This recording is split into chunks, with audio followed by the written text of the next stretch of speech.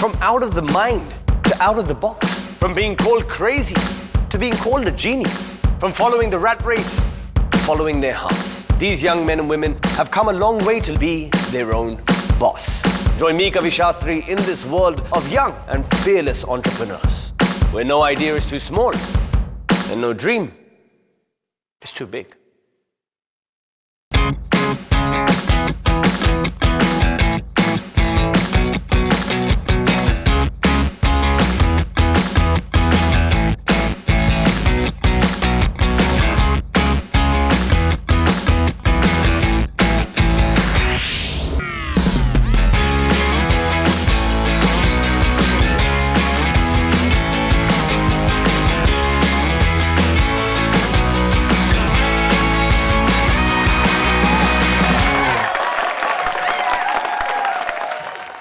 Okay, so what is the secret to making a man happy? Ladies, it's actually quite simple, so take note.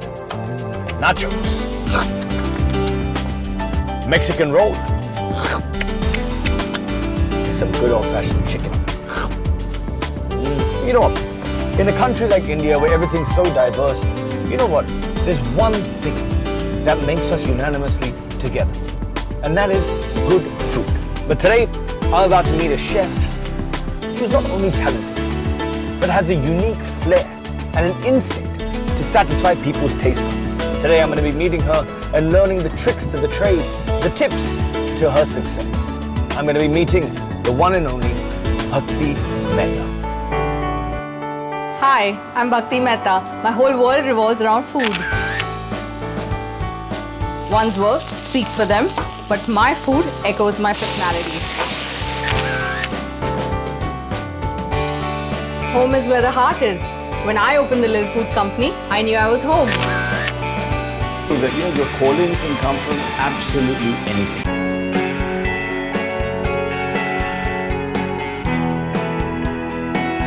Is there anything which is amazing, by the way?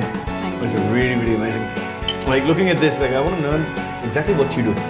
What goes into your company? Are you working on anything at the moment that I can help you with? Can I be your minion? Oh, please. Yes. In fact, we have a last-minute catering that's come in last night. Okay. So that party's happening tomorrow. That quickly? Yeah. It's a really short notice. Actually, we got to wrap this up and head there for a meeting now. So you want to join me? I will. Yes, absolutely. Yeah. So we discussed the menu with her. Okay. The decor. Do you deal with decor and everything as well? So I've tied up with another team. There are two girls who run the company called Vintage Nutters. And they help with table styling and decor around the table. They'll help me plate up the food, and they'll join us as well for this meeting. So we all have to work at speed. Eat at speed. So I got a call from Natasha, and she's looking to do a party like tomorrow. Hers is a housewarming party for around a pretty decent size. So we'll find out once I go to meet her more details.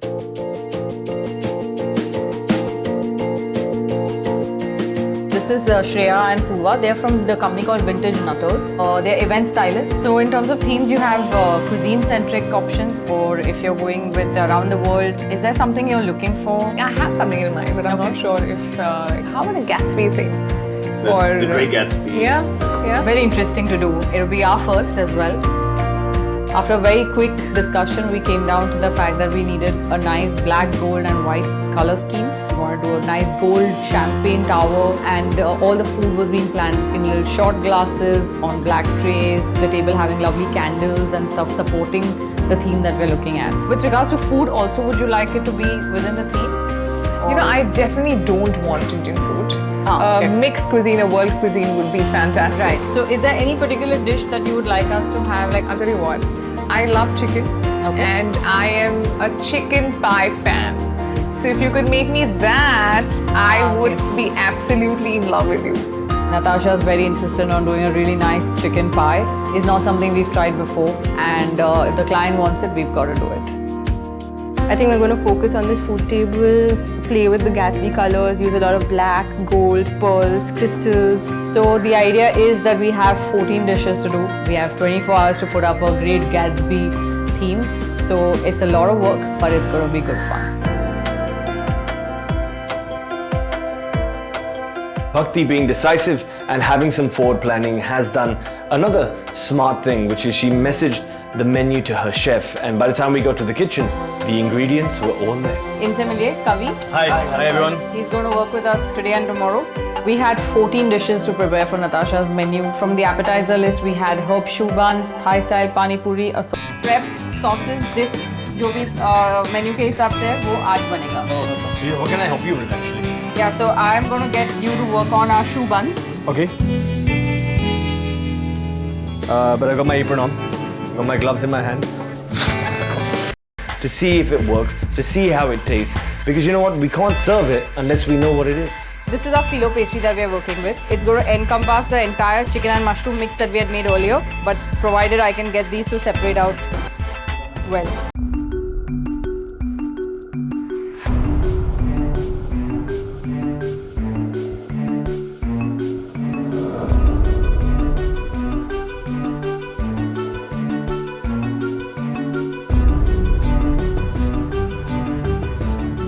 The phyllo pastry that we work with is so delicate that it actually ended up sticking, and we did not get it right. So we're ready to go in the oven. I'm with fingers crossed. Oh no. Our input temperature and time was so off that it ended up getting slightly burnt.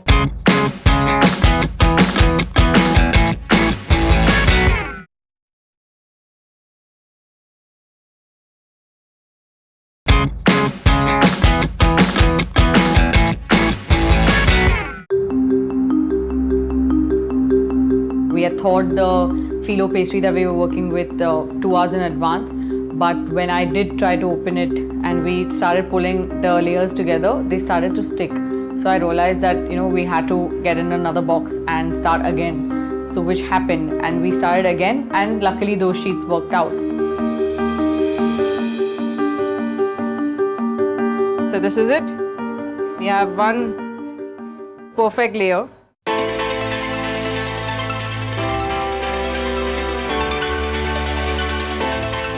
So we're ready to go in the oven for 20 minutes, approximately at 250 degrees temperature. Now we have to wait and see how that goes. I'm with fingers crossed that we don't end up ruining it. Otherwise we got to do it all over again. You're happy with this? On the chicken pie. Oh no. Our input temperature and time was so off that it ended up getting slightly burnt, which is not how I would like to serve it at a party. So I'm glad that I tried it out, and we knew exactly what we were going to do the next day. Filling is amazing. So it's good? Okay. Tomorrow do or die. Yeah, tomorrow we can't do this. So tomorrow we're going to work with under 200 degrees for full 20 minutes. The end of day one, we're done with our sauces, our curry paste, cutting, chopping of vegetables. So tomorrow we'll start early. That's it. So now we are heading to my apartment wherein I have a food styling shoot in progress. Okay. So we are awaited there urgently to finish and wrap even that, because our day doesn't end here. The day doesn't end here. Let's do this. So apart from the catering, I'm a food stylist, and I work closely with my husband, Joy Manawat, for the same. He's a food photographer, and we end up doing a lot of work for my own website as well as other clients as well. Hello. Okay. This is We have a salad. the food. And we have some pasta. This is work. This is not technical. No, this is food for us as well. This is how it looks every time she comes home. Oh, wow. Because she doesn't like anything simple. It has to be like, there has to be like Flamboyance to Yes. it. So do you like shoot this everything you eat, or is it something that like just on special occasions you kind of find a way to shoot it? Yeah, I mean, this is for our website, right? Okay. Yeah. Oh, nice. So I get bullied. Do to you get that. paid? No, I just get bullied. You eat food and you have to cook. You have to shoot for my website. So. Hey, I said you get paid in kind. Your entire lives revolve around food. You know, it's Yes. kind of from morning to night. It's food, Yeah. food, which is a brilliant thing. You know, and I mean, I just wish that I could be paid to eat.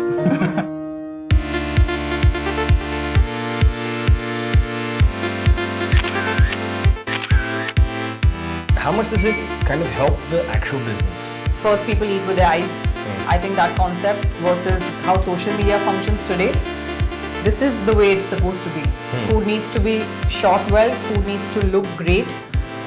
It attracts people instantly. If you see the opening page of our website, it is all photographs. That first strike you. Enough to go through, say, 7 pages of a menu postcard.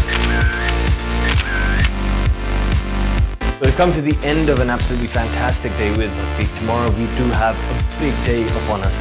We've got the housewarming party, so I'm going to go home and get some rest. But so far, it's been amazing, and I'm not hungry.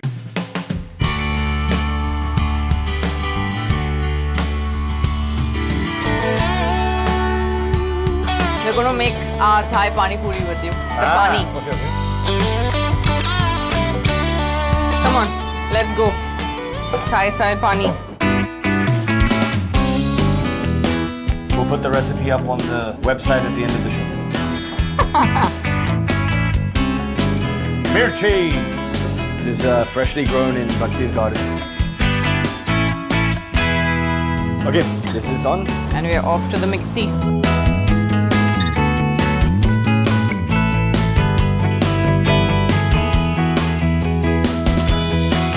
Definitely smell the aromas, those Thai aromas coming in very nicely. So now we are starting with the khao-sway. We're going to leave this for a slow boil now, and I'm going to move on to the filling of the chicken pie. And this time, let's hope it all goes really well and not like yesterday.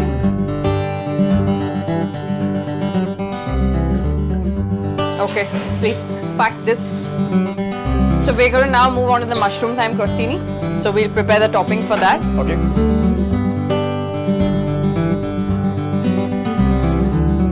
So this is our last dish that's happening today here. We are then going to get ready to start moving to the venue, and we have a lot of work cut out for us there as well.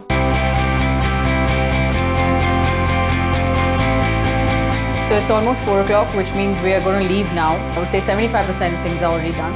Remaining 25%, which means our live baking, grilling, assembling, piping, all that will happen at the venue. Everything as per list gets packed, hoping to not miss anything, and keeping Bombay traffic in mind, we are going to run there, and we'll start prepping as soon as we get there.